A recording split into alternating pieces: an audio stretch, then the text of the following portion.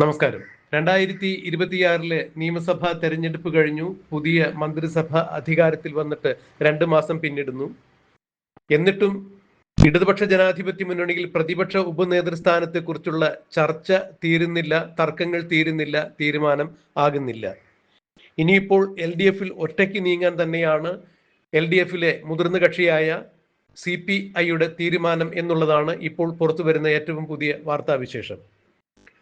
തിരഞ്ഞെടുപ്പ് കഴിഞ്ഞു, 2 മാസം കഴിഞ്ഞിട്ടും LDF-ന്റെ പാർലമെന്ററി പാർട്ടി യോഗം ഇതുവരെയും ചേരാൻ കഴിഞ്ഞിട്ടില്ല എന്ന് പറയുമ്പോൾ എന്താണ് LDF-ൽ നടക്കുന്നത് എന്നുള്ളതിന്റെ കൃത്യമായ വിവരം പുറം ലോകത്തിന് മനസ്സിലാക്കാൻ കഴിയുന്നു. ഇടതുപക്ഷ ജനാധിപത്യ മുന്നണിയിലെ ഏറ്റവും പ്രബല കക്ഷികളായ, ഏറ്റവും മുന്തിയ കക്ഷികളായ CPI-എമ്മും CPI-യും തമ്മിൽ നേർക്ക് നേർ കൊമ്പ് കോർക്കുന്ന കാഴ്ചയാണ് കാണാൻ കഴിയുന്നത്. പ്രതിപക്ഷ ഉപനേതൃസ്ഥാനം തങ്ങൾക്ക് അവകാശപ്പെട്ടതാണ്, അത് തങ്ങൾക്ക് വേണം എന്ന് തന്നെയാണ് CPI ഈ കഴിഞ്ഞ ദിവസം പോലും തുറന്നടിച്ചത്. CPI-യുടെ സംസ്ഥാന ജനറൽ സെക്രട്ടറിയായ ബിനോയ് വിശ്വം ഇത് തന്നെയാണ് ആവർത്തിച്ചത്. എന്നാൽ ബിനോയ് വിശ്വത്തിന്റെ ഈ ആവശ്യത്തെ പ്രതിപക്ഷ നേതാവായ പിണറായി വിജയൻ പുച്ഛിച്ചു തള്ളുന്ന കാഴ്ചയാണ് കണ്ടത്.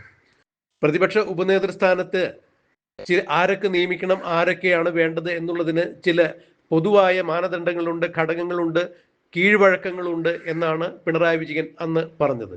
എന്നാൽ കീഴ്വഴക്കങ്ങളെല്ലാം മാറ്റണം, പാർട്ടിയാണ് വലുത്, അല്ലെങ്കിൽ ജനാധിപത്യമാണ് വലുത്, അവിടെ പഴയ ഏതെങ്കിലും കീഴ്വഴക്കങ്ങളുടെ കാര്യം പറഞ്ഞുകൊണ്ട് ആരെയും മാറ്റി നിർത്താൻ സമ്മതിക്കില്ല, ഇനി അത്തരത്തിലുള്ള മേൽക്കോയ്മ CPM-ന് അനുവദിച്ച് നൽകില്ല എന്ന് തന്നെയാണ് CPI-യുടെ സംസ്ഥാന സെക്രട്ടറിയായ ബിനോയ് വിശ്വം തുറന്നടിച്ചത്. CPI-യിൽ തന്നെ ഈ വിഷയവുമായി ബന്ധപ്പെട്ട് വളരെ അധികം തർക്കങ്ങൾ നടക്കുന്നു.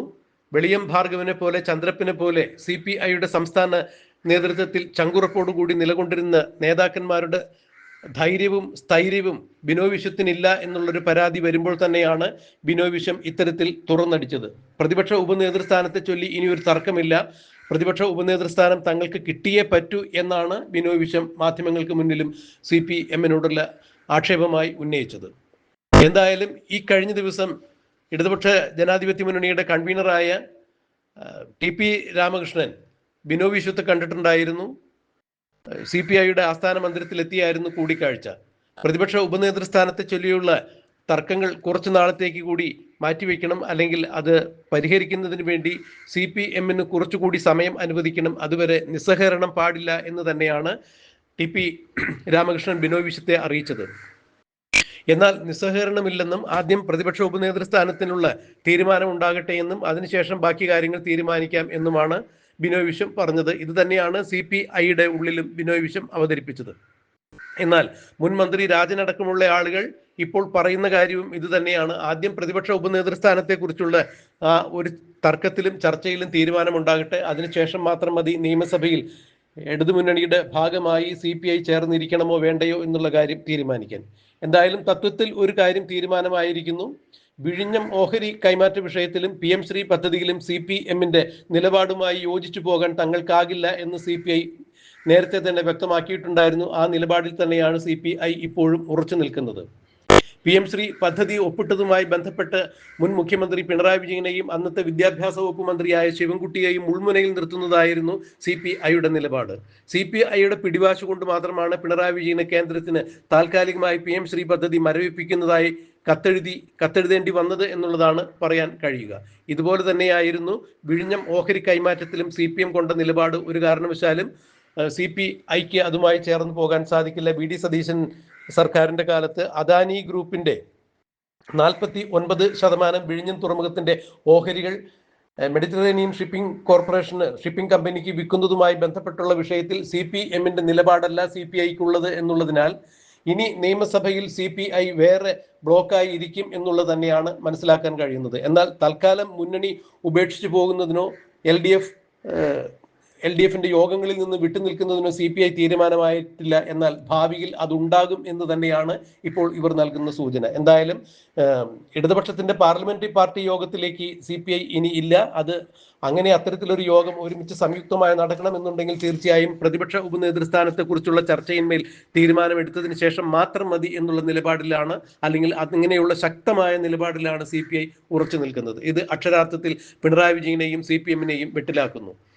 102 സീറ്റിന്റെ ഭൂരിപക്ഷത്തോടു കൂടി വി.ഡി. സതീശന്റെ നേതൃത്വത്തിലുള്ള വി.ഡി. സതീശൻ മുഖ്യമന്ത്രിയായ ഭരണസമിതി രൂപം കൊണ്ടിരിക്കുന്ന സാഹചര്യത്തിൽ നിയമസഭയിൽ 35 അംഗങ്ങൾ മാത്രമാണ് ഇടതുപക്ഷത്തിനുള്ളത്. ഇതിൽ തന്നെ CPIയുടെ അംഗബലം കുറച്ചു കഴിഞ്ഞാൽ CPM വളരെ ദുർബലമായ ഒരു അംഗബലമായി അവിടെ അവശേഷിക്കുന്നത് കാണാം. ഇതിനിടയിൽ CPI നിയമസഭയിൽ വേറിട്ടൊരു ബ്ലോക്കായിരിക്കുകയാണെങ്കിൽ തീർച്ചയായും പ്രതിപക്ഷ നിരയിൽ നിന്നും ഭരണപക്ഷത്തെ പ്രതിരോധിക്കുക എന്നുള്ളത് വളരെ ദുഷ്കരമായ കാര്യമായി മാറും. അത് ഇടതുപക്ഷത്തിന് വലിയ തിരിച്ചടി ഉണ്ടാകും. പിണറായി വിജയൻ എന്ന പ്രതിപക്ഷ നേതാവിന് വലിയ മാനക്കേടാവും തിരിച്ചടിയാകും എന്നുള്ളതാണ് ഇതിലൂടെ മനസ്സിലാക്കാൻ കഴിയുന്നത്. എന്നാൽ ഇതിനെല്ലാം കാരണക്കാരനായത് പിണറായി വിജയൻ തന്നെയാണ്. പിണറായി വിജയന്റെ ധാർഷ്ട്യവും അഹങ്കാരവും വിട്ടുവീഴ്ച മനോഭാവം ഇല്ലായ്മയും തന്നെയാണ് ഇതുപോലെ മുന്നണിയെ ഇത്രയും നാണം കെട്ട തരത്തിലേക്കുള്ള ഒരു തോൽവിയിലേക്ക് കൊണ്ടെത്തിച്ചതും അവസാനം ഇപ്പോൾ പ്രതിപക്ഷ ഉപനേതൃസ്ഥാനം പങ്കുവയ്ക്കുന്നതുമായി ബന്ധപ്പെട്ട വിഷയത്തിൽ പോലും പിണറായി വിജയന്റെ പിടിവാശിയാണ്.